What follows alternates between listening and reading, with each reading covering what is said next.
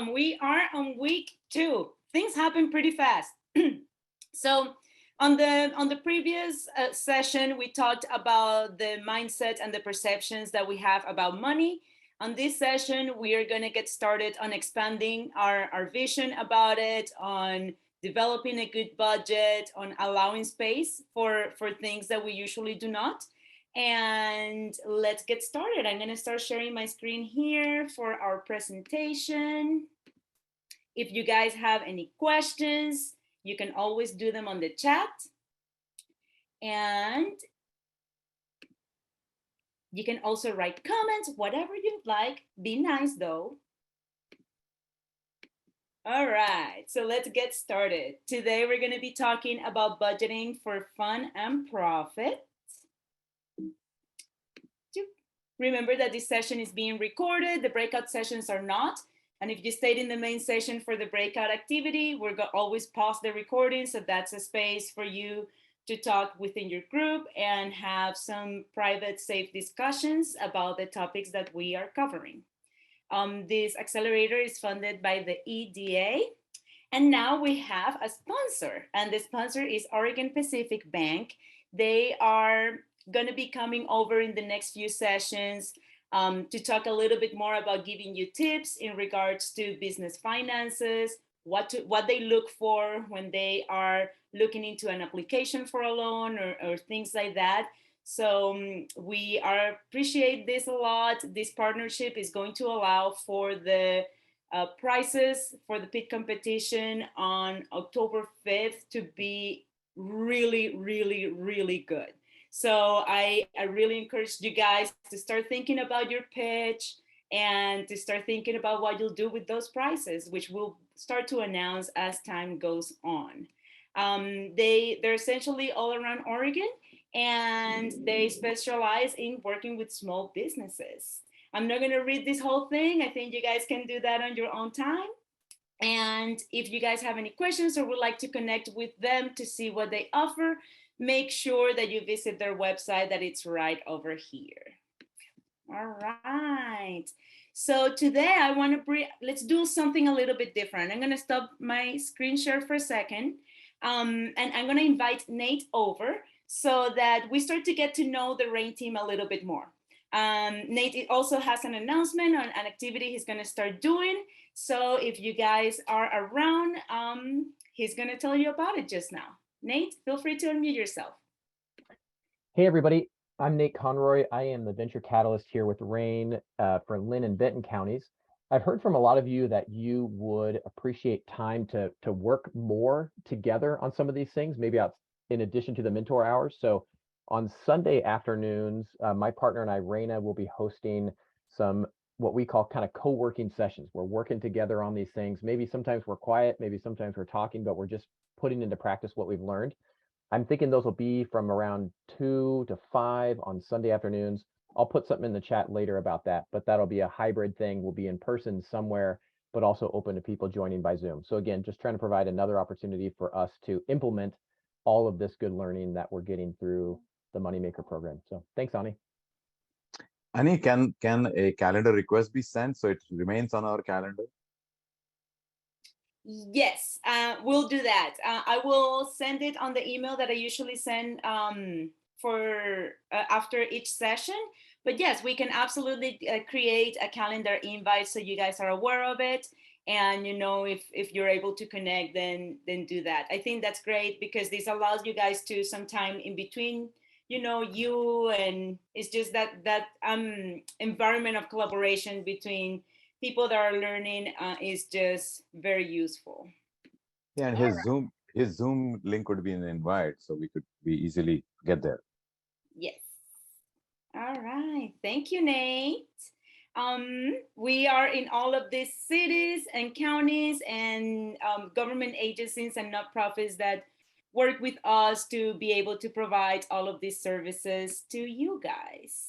And this is our RAIN team that has been growing. You guys already know about the virtual etiquette. Just remain muted. If you have a question, raise your hand or write it on the chat. Be courteous. Please maintain the educational environment of these meetings. and do not market your services to everybody, and just be nice, be courteous, and be respectful to everybody around here. Today we are on week number 2. We have Andi Blackwell, and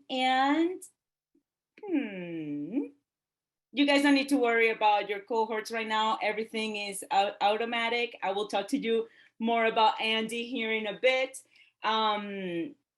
And just always be on time. This is our general agenda for the day. I hope I'm on time for everything. And please join the Facebook group. Right now we have about 50 some of you. We have about 100 of you, so I know some of you haven't connected there yet. This is where we share all of the slides, presentations, all of the forms, links, recordings. So this is essentially like our library bank for the whole program. I do share this every single week on an email, so just pay attention to that. Every time is I either do it on the afternoon of Wednesday or on Thursday, Friday, that same week that we have the session. I always share with you the highlights and all of those resources that we use during the sessions. So just make sure that you pay attention to that email, as that contains resources that are useful for you guys. I have compiled a table of mentor hours that I will post on Facebook, and I'm also going to share with you on that email that I just told you about. And here you have in one place when each mentor hour is going to be and the link to connect to it. So there's not going to be a mentor hour on week 4, but we're still in week 2, so you don't have to worry about that. And now let's talk about our guest speaker, Andi Blackwell. Andi has had many businesses throughout the years. And not only has she had different businesses, her family has had businesses as well. She's the 4th generation of business ownership in her lineage, let's say. She used to have a financial blog that she sold a few years ago. So make sure that you pick her brain on all of these things. She also had a successful real estate business, and she currently does coaching for small business owners. She does workshops like this, but she also does one-on-one coaching with clients.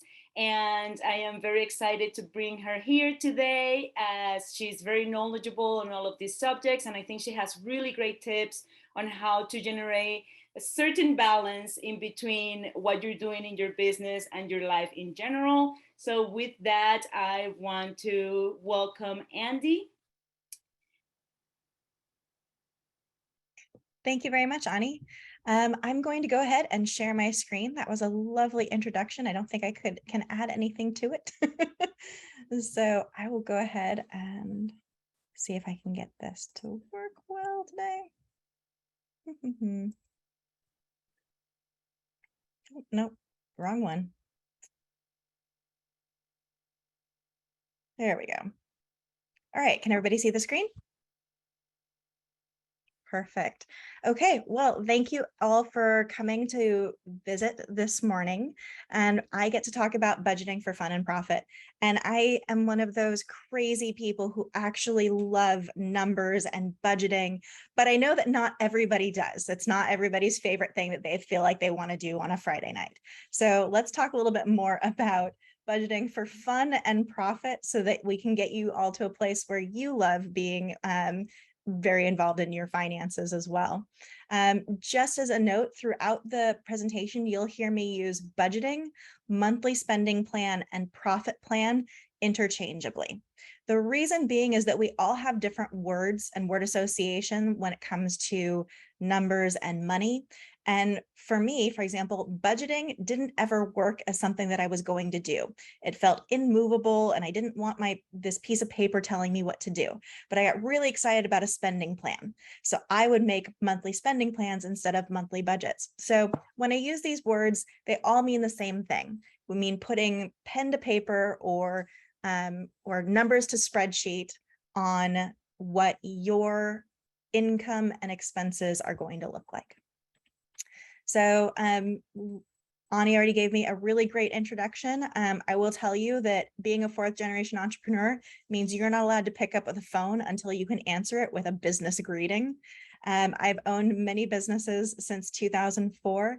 And for about half a decade, I was known as Mrs. Modern Tightwad in the finance community. So I have had a lot of fun experience in personal finance, working with some really great and really smart people.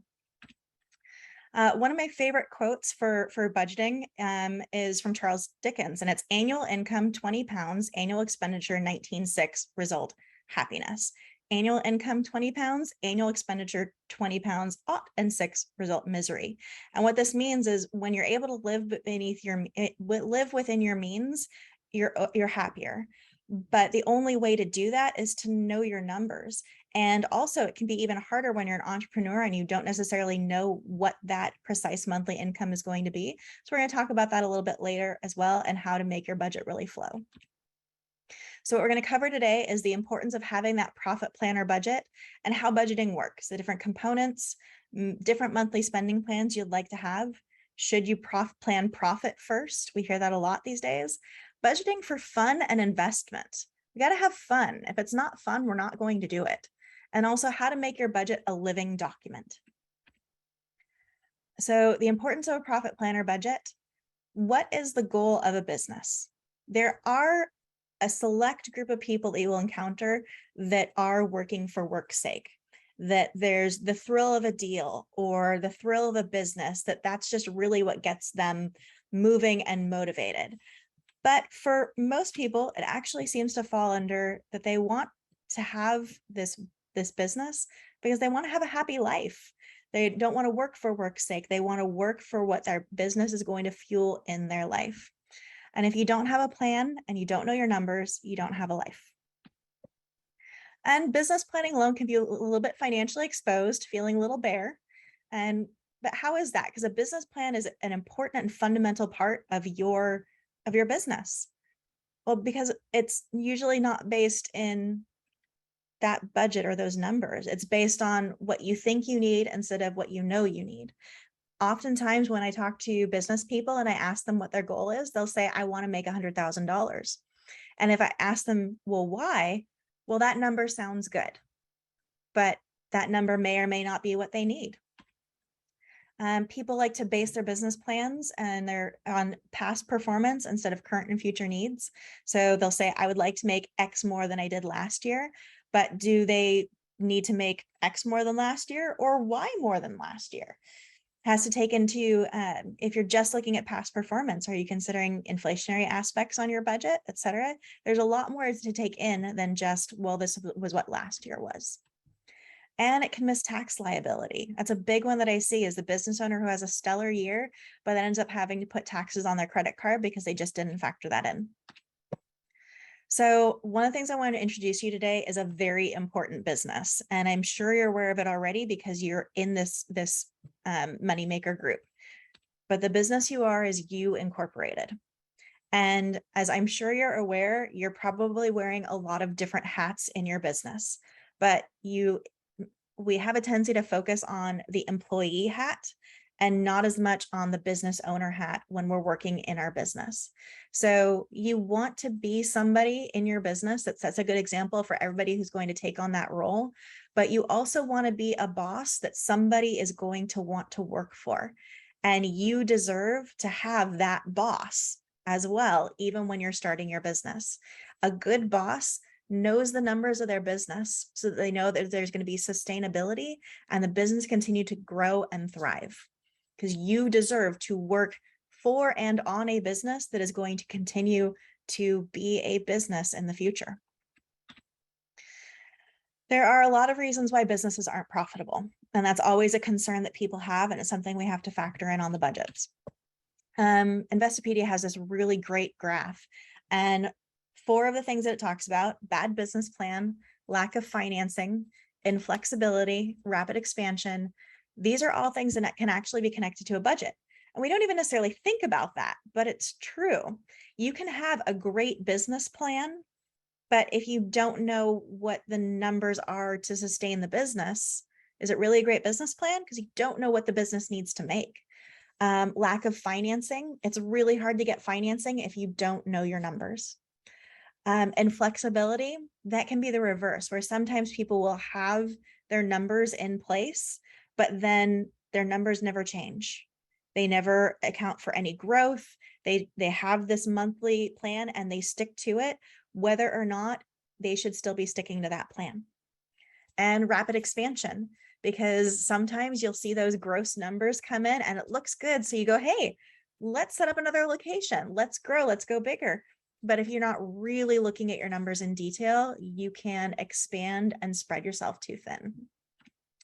So I like to break it down this way. The plan is based on their gross income and not on their profit. They spend all of their profit without using it strategically. And I'm not saying that a party to celebrate isn't a good use of profit, but you should have that party strategically and not have it at the cost of other things that you need to be doing. And they don't plan thoroughly. So that's about missing that tax liability. They get distracted.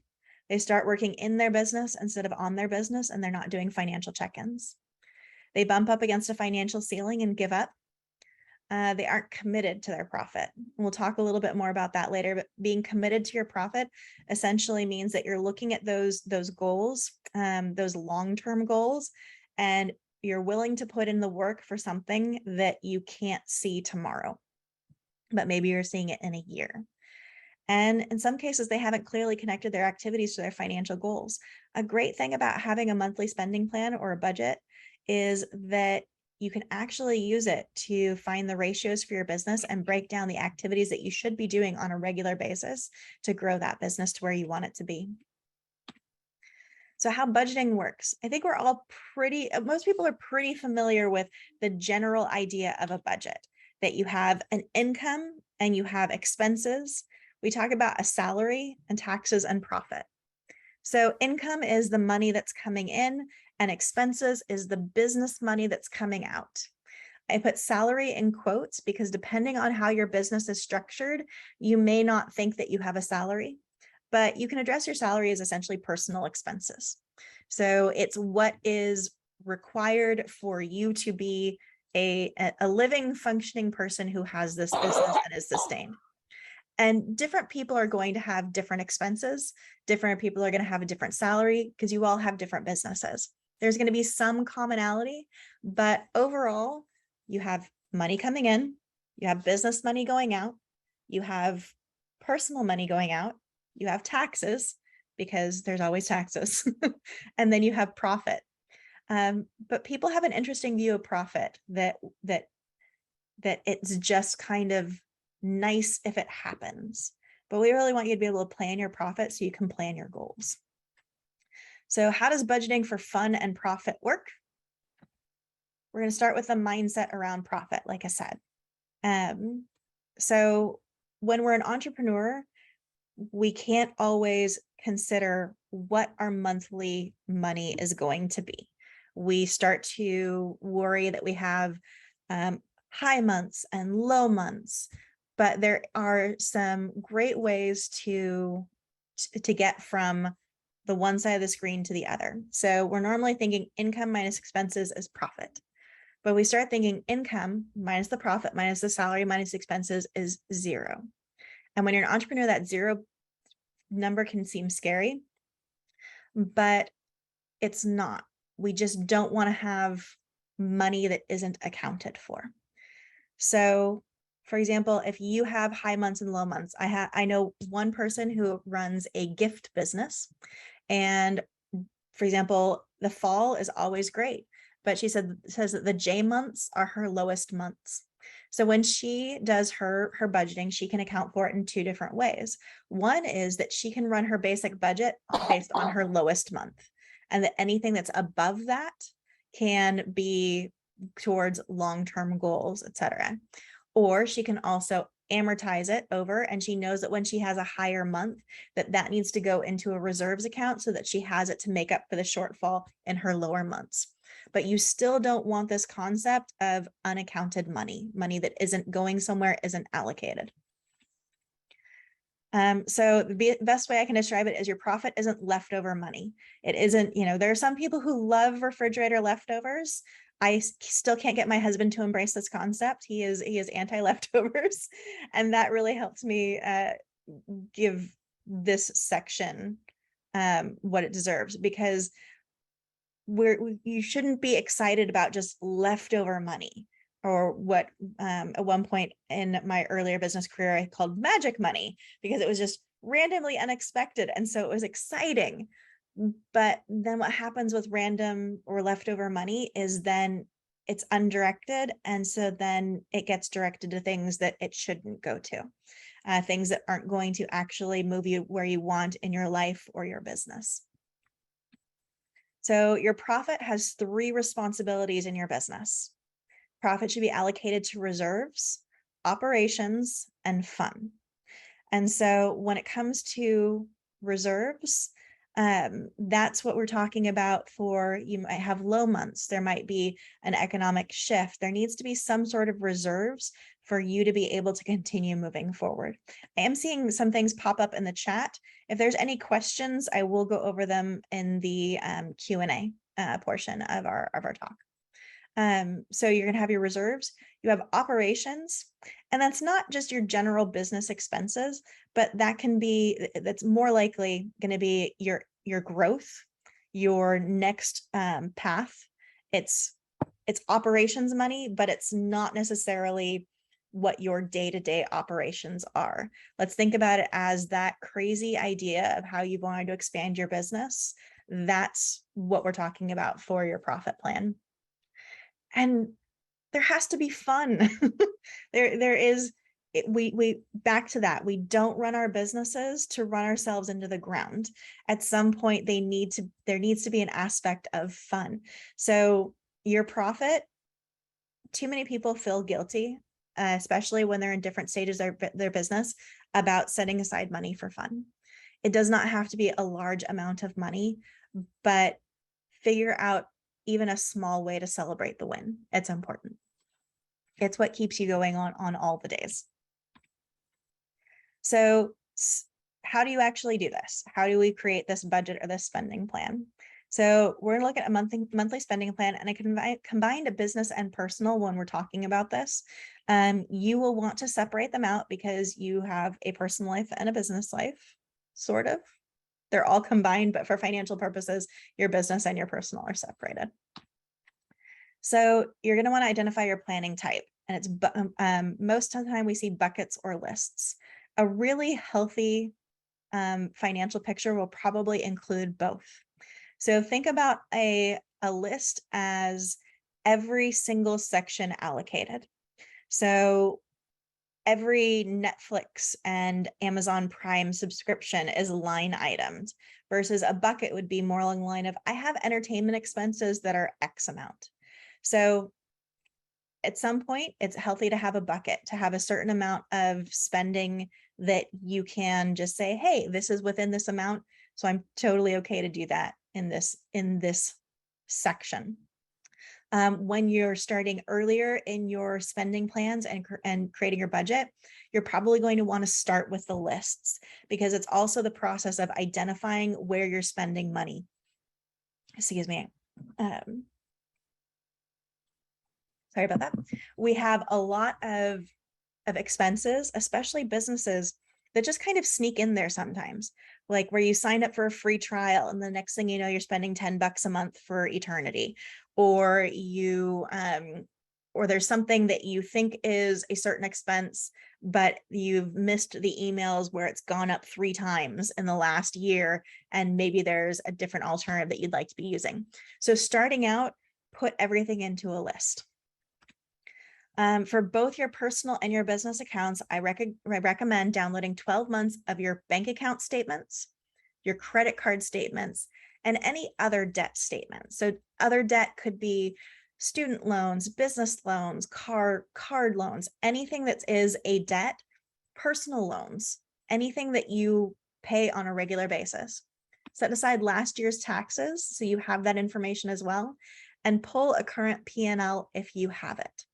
If you don't have it, that's okay. You're going to also take this budget and this information and use it to start heading towards having a regular P&L. You're going to check your statements specifically for quarterly, semi-annual, and annual recurring expenses. You're looking for those surprise things that you're not going to remember. One thing that I think is very important to do when you're looking through these statements is look at it in a place of neutrality. A lot of times we'll look at these things and we get into a place of judgment of ourselves of, why did I spend money on that? Or what did I do here?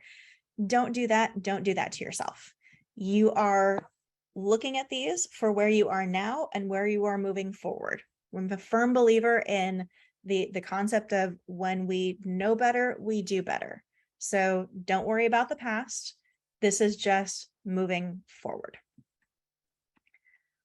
My helpful hint for looking for months where expenses are heavier than others is to look at December, June, and the month you started your business. For example, this month is my 10-year anniversary of real estate. So it is always a heavier expense month for me because all of my subscription dues, everything, it hits me in August. December is a very common month where companies are doing special deals, especially yearly plans where they have discounts. And so people are more inclined to be like, oh, well, I'm just going to squeeze it in for one last write-off in the year. But it's not something that shows up on a monthly statement. So they forget it until December rolls around again. Or usually what happens is January rolls around and they look at their December bank statement and go, wow, what happened there? That was a lot of unexpected outgo. So December, June, because it's the 6-month mark and it's equally as common to have those things pop up semi-annually as it is annually. So you're going to input the information into your personal and business monthly spending plans. We made sure that you have a sample plan, but I'm going to show you one here. This is a sample plan for a real estate agent. So you can see we've divided out personal and business expenses. Most real estate agents run either a sole proprietorship or something that is considered to be a single entity where everything still does pass through. So we have things like on the personal side, charity, your income taxes. I actually do keep a line item for income taxes and your personal expenses because nobody likes that surprise. Nobody wants to think that they had a great year and then 4 months later find out that they owe the IRS quite a bit of money. There are very few things in this world that I, try and avoid, but IRS letters are definitely at the top of my list. So divided out housing expenses. So there's mortgage or rent. Some people might have a HELOC. Not every section in a sample is going to apply to you. But the key is to get you thinking about things that you may have forgotten, things that may feel like, oh, I don't remember that I did that, or I don't know that I needed that. But if it's a regular occurring expense, we want to make sure it pops up. Clothing, dry cleaning, gas, oil changes, pet supplies, kid supplies, any sort of debt that you have, credit cards, gifts. I'm assuming that most people like to give a gift now and again, but it's not something that ever shows up as a line item in the budget. And it may not be enough that it warrants a line item in a budget. That might be something that goes into a bucket where you're like, well, this is, just something I like to do every once in a while. But if you're somebody who has a group that does very large scale holiday spending, that needs to show up in your budget. Business expenses.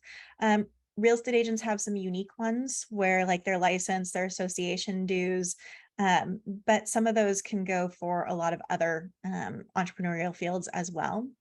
I do show things like phone and mobile and internet as business expenses and personal expenses.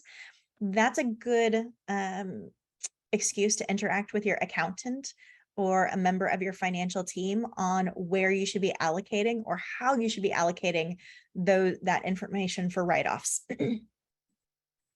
For those of you who are taking notes, people who should be on your financial team should include a financial planner, should include an accountant, possibly a bookkeeper. Excuse me. I'm always a fan of adding in a business coach or a finance coach. But these people are part of your financial picture, and they help you prepare for things that you don't know that you should necessarily be preparing for. That's one of the other reasons why things like this MONEYmakers group is fantastic, is because we get really set in our own worlds and we don't necessarily know to reach out for questions we wouldn't know to ask. So assembling that financial team that can help you with your budget and your spending plan ongoing, it's an important group to have. So bonus level is creating an emergency monthly spending plan and a dream monthly spending plan. Yes. Hey, Andy. Oh, yeah. There's a request here to see if you could say those people that you need again, please. Absolutely. So an accountant, a financial planner, possibly a bookkeeper, and I'm a fan of having a business or personal finance coach in your world. Thank you. Of course. So an emergency monthly spending plan and a dream monthly spending plan. So those two things are on opposite sides of the scale. But yes, I am that person that I have a Google sheet and I have 3 spending plans running at all times. And I have my current one, but I also have an emergency one and what we call the dream one. And I will tell you, when COVID hit, that emergency monthly spending plan was so nice to have, because a lot of people I knew were running around going, I don't know what to do. And they were getting a lot of bad advice from people about things like just randomly canceling credit cards or things like that, that were, just, they were taking a lot of bad advice. But what I did is I switched from this screen to this screen and I could look at it and I went, okay, so based on this, I need to cut these items. I need to call these people to ask for a reduction or change in service. And it was just that simple. We had a plan in place for a financial emergency. It was right there. The easiest way to make an emergency monthly spending plan is to go through your current spending plan. And if something is something you would keep an emergency, you just put an E next to it. If you're going, is it something where you would need to call to have like a service change? For example, in a true emergency, you might be able to get your internet monthly cost reduced, things like that. Put a little C next to it. But the fun one that everybody loves is the dream plan. So the dream plan is you take that and you go, what if I lived like X? So I think one of my favorite ones is, what if I just went and ate at every amazing Portland restaurant every night for like in my month? I don't have an entertainment budget. I have a restaurant budget because I love the restaurants here. So we just put that into a dream. What if we had, what if we took 6 vacations a year? What would that look like? What's healthy about that is you start to put numbers to the dreams, and then the dreams can become reality. So I really recommend, once you get that monthly spending plan done, look at putting it an emergency one so you feel safe and secure through different market shifts, and a dream one so you can really start to crystallize those goals, and the crazy doesn't seem crazy anymore. So reviewing our original formula on that personal monthly spending plan. So your personal monthly spending plan and your personal taxes become that owner's salary. So remember, we had your income minus your profit, your expenses, your salary, your taxes, they're 0. So your personal monthly spending plan is your personal taxes and your owner's salary, and your business monthly spending plan plus your business taxes is your expenses or cost of sales. So the other thing that you're going to want to do when you put together that spending plan is you're going to want to play red light, green light, so you can hold your money accountable. If you find something that you go, wow, I did not realize I still had that subscription service, redline it. And I will recommend that if it's not something you're using, sometimes they'll try and get you with that whole, well, you can use it till the end of your subscription, but if you stop now, then you're going to lose the rest of it. If you're not using it, don't worry about losing the rest of it. Worry more about forgetting again and having the expense recur. Yellow light is for items that you need to keep a watch on. Different industries have different timelines for watching their marketing, but in most of the service businesses I've been in, it takes a solid 3 to 6 months to see if something is actually working for a return on investment. So in that case, you're going to want to highlight the item. You're going to want to yellow light it so that you can see, is it really working for you money-wise? You don't want to hold on to it longer than you need to. You also don't want to cut off something that's bringing you money because you just haven't waited to see if it comes to fruition. And green lights are things that you're always going to need to spend money on. You know, for example, in my case, I'm always going to need to spend money on internet, and I'm always going to need to spend money on Zoom. It's just an absolute cost of business. And get honest about what a need is versus what a profit item is. One of my favorite stories from a business planning camp that I went to was somebody who was absolutely convinced that private school for their kids was a need. And there were a lot of people that were judging it and saying, well, it is absolutely not a need because they can go to a different school. But for that person, for their concerns, it was something that they felt very strongly was a need. So I'm not going to tell you what a need is. I'm not going to tell you what a want is. You have to figure that out for yourself. I would say that if you're looking at something and it's not like even in the realm of going on your emergency budget, it might not be a need, but it's still something that you should consider on the different items. Is it a need or is this something for profit that profit is going to go to? So should you plan profit first? You can pay profit first, but plan your needs first. So when I say that, there's a lot of people who talk about, you know, like profit first, profit first, profit first. Let's make sure that your basic needs are taken care of first. And you can plan that profit, but take care of yourselves. And so that's that question of how do you know what you need? You know what you need by really digging into yourself, your life, your business. It takes some research. It takes some introspection. I know, you know, you came here for a numbers class, but numbers and mindset are really interconnected. A lot of the things we tell ourselves about money are things that either somebody has told us or that we've observed in people that are close to us. So taking the time to step away from that and examine your life and the life that you want, and then put that to paper with those spending plans is really going to take you far. So step 2 on planning your profit, got a budget for fun and investment. So like I already said, get crazy. I want you to make a list of all the items that don't fall under your monthly spending plan and get crazy. The trip to Hawaii, the piece of equipment for your business that seems ridiculous that you're like, oh, I'll never get that.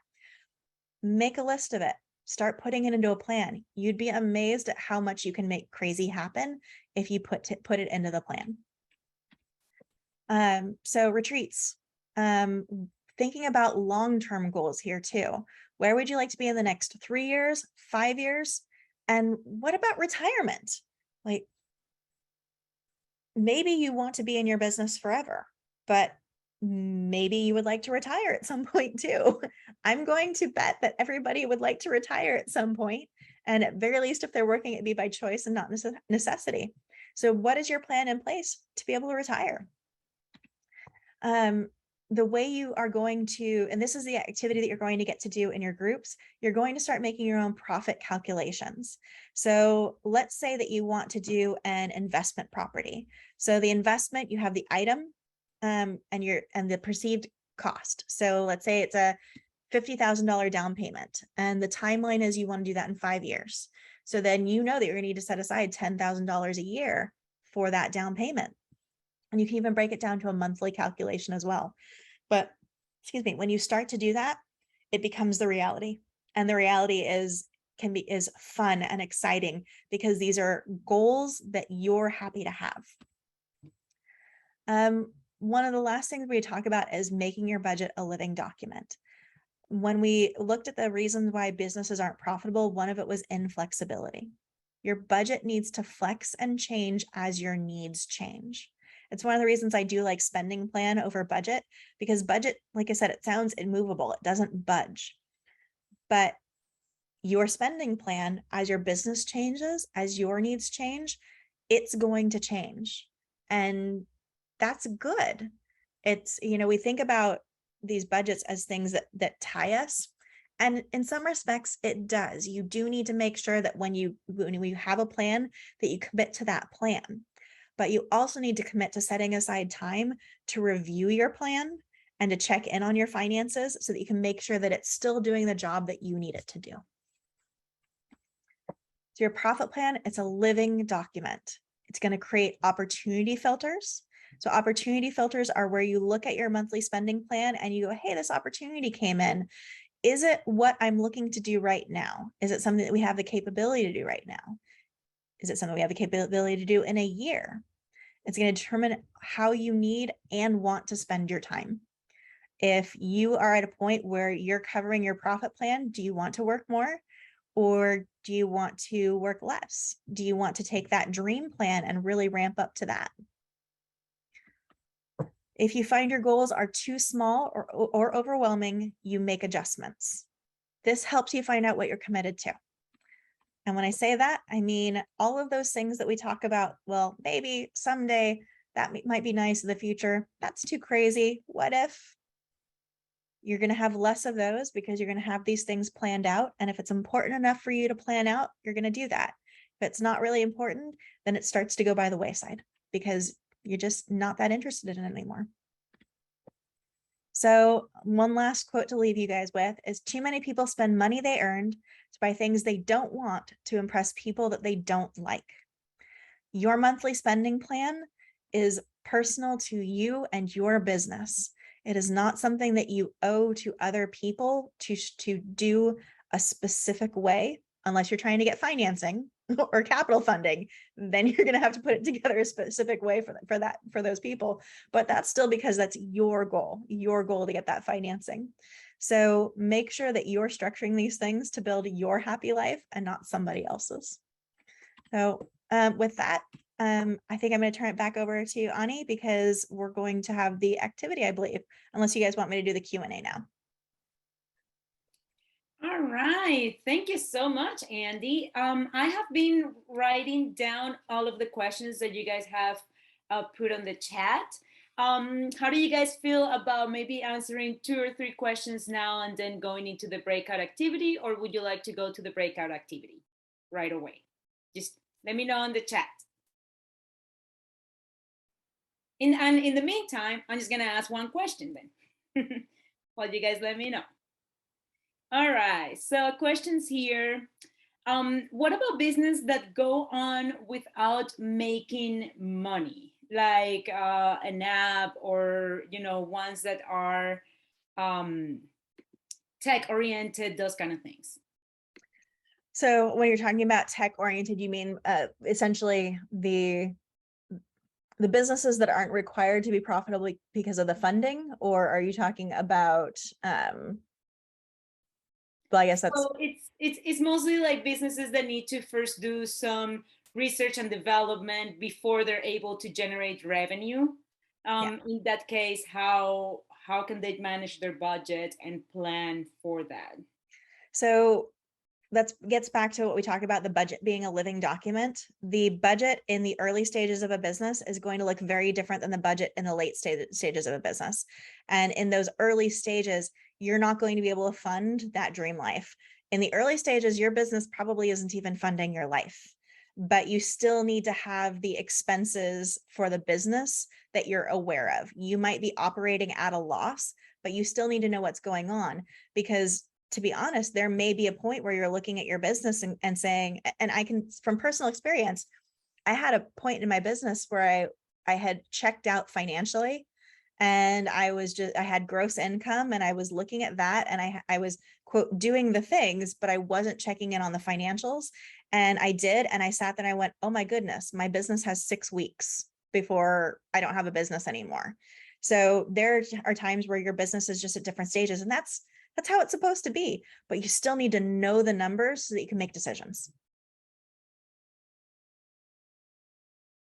Right, wonderful. That is super important. I mean, just making sure that you are on the right direction, and the things like doing a check-in here and there just to make sure that things are going okay. It will make a difference in between making your business or breaking it. Yep. Where is the best place to store reserves? Would that be cash, bank balance, or something else? So that's going to be one of those questions for your financial team, because it's going to vary from person to person. It's also going to vary based on your risk tolerance. Like I swear my great grandparents were borderline like the cash under the mattress thing. And there's the other reason why your financial team needs to be included in that is, especially when we're considering inflationary issues, you might be tempted to keep more things in cash, but when you're in an inflationary cycle, that might not be where you want to keep it. For me, I keep more in reserves than my financial team wants me to have, but that's because I'm more risk averse when it comes to that. And I want to make sure things are funded in my life for a specific amount of time. And then I let them yell at me about my retirement later. Okay, wonderful. Let's see what other question we have here. Is there a percentage that should go to reserves? Especially this is for folks that have an uneven monthly income. So I know that different businesses have different requirements, we'll say. I think on the, like I'm seeing some information pop up on nonprofits and reserves.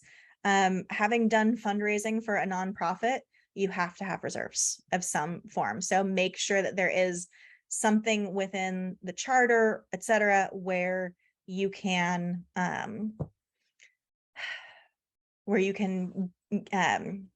make sure that that's in place, because it's necessary.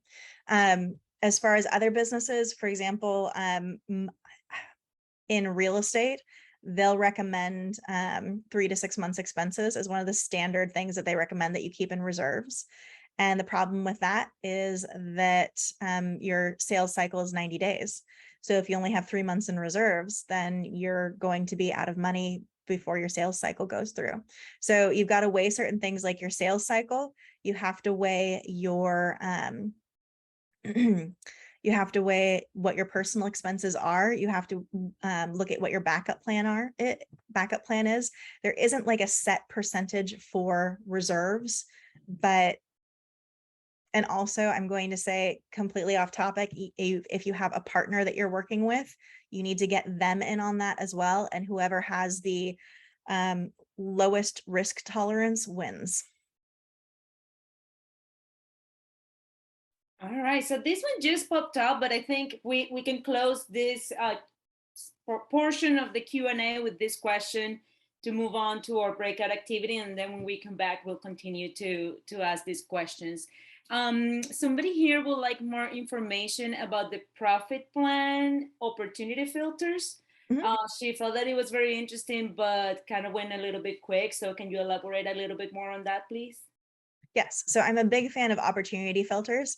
And I think that people should have 2 opportunity filters that they're working with at all times. One is financial and the other is values. So you have to have a clear idea and picture of what the values are of your business. I actually have them posted on my wall right here, so that when something comes my way, I can look at what my values are and run it by them. And then the financial one is, so let's say that you get an opportunity to take your business in a different direction. You can look at your profit plan, and your profit plan has 2 components, right? It has your monthly spending plan, and it also essentially has your dreams listed there. So then you're looking at this and you're going, okay, this direction to take my business, does that match up with what my dreams are? And then you can start asking yourself some questions. Does that mean that my dreams should change? Is it not showing up here because my dreams were too small? Is it not showing up here because it's not something I would have thought to think of, and now I have to address that? But you still go through and you look at your numbers, because your numbers, people look at their numbers as if they're just kind of written on a page, but your numbers represent you and the people around you, because it represents the things that you want to do in your life. It represents things you want to do in your life with other people. It means a lot of different things. So when you have an opportunity that comes up, your profit plan, it's going to tell you two things. Can I afford it? Do I want to afford it? So. All right, wonderful. So how about we go into the breakout activity? If you guys see, I'm gonna upload this again to the chat so that if you feel better about having that sheet open, you are able to. So there it is. And Andy, if you would like to walk us through it, we have a few activities there. Let's do the first one. And then what we're going to do is, in the interest of time, we can leave the second activity for the mentor hour. And we'll see. We'll play it by ear that way. Let's do the first one. And I really like that she included a sample, because I know a lot of you like to see if you are going in the right direction or not. So yeah, if you can please walk us through it, Andy. So let me get to that screen real quick. So the main thing is, once again, I want you guys to get a little crazy with this. And there's been a couple of things in the chat about nonprofits. When we're talking about getting crazy, is there something that your nonprofit has wanted to do, but they haven't been able to because of funding or something along those lines? What's a dream that you would have wanted for your business? So we have the activity, and you're going to pick two things, one personal and one business.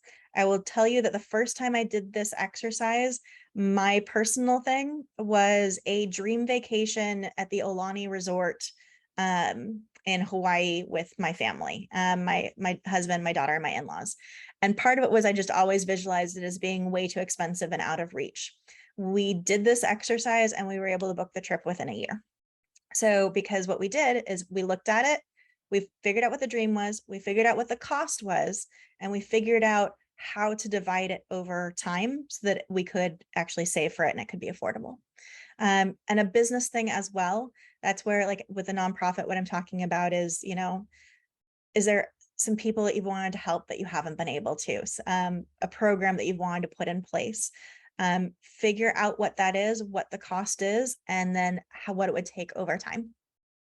And it's really the actual activity seems that simple. The components that you're going to have that might be more of a challenge are really pushing yourself to dream bigger, like push that financial thermostat up as high as you can.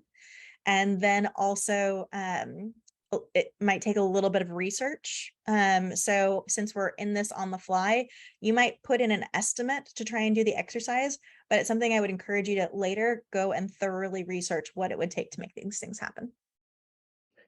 So let's imagine you've got some expansion plans, and you want to make a purchase at some point in the future toward that expansion. And one of our cohort members said, "Well, I'm actually here to expand. I just want to expand my business."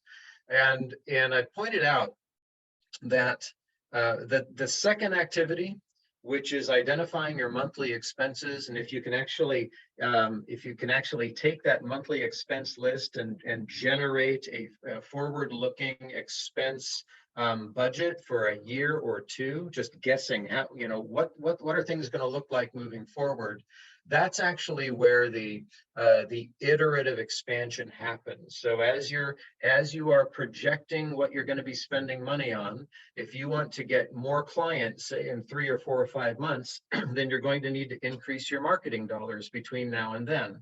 And you might also have to increase some operational expenses to serve them.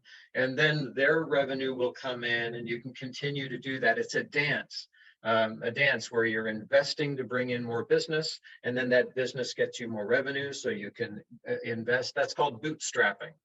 And so it depends on what level of expansion you're looking for. If you're looking for that iterative expansion, then you utilize that cash budget to manage that. If you're a landscaper and you know that you want a $50,000 truck in 3 years, that's where this first activity comes in, to figure out how much you're going to need to save each month to be able to buy that truck when you want it in the future. So that was just a great conversation I wanted to share.